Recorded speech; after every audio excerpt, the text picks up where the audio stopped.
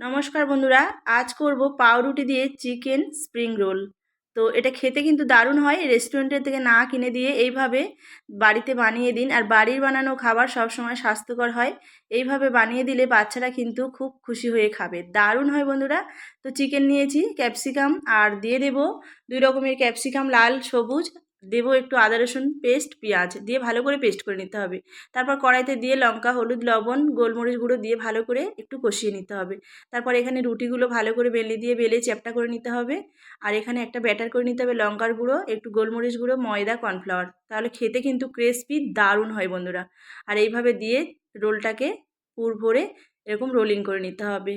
ময়দার গোলাতে ডুবিয়ে bread ক্রাম্বসে coat করে ডিপ ফ্রাই করে নিলে রেডি হয়ে যাবে চিকেন স্প্রিং রোল। খুব স্বাস্থ্যকর, ঘরে বানিয়ে দিন এইভাবে বাচ্চাদেরকে। সন্ধ্যাবেলা স্ন্যাক্স দারুণ হয় বন্ধুরা। ভিডিওটা যদি ভালো লাগে একটা লাইক করে দেবেন, চ্যানেলটি সাবস্ক্রাইব করে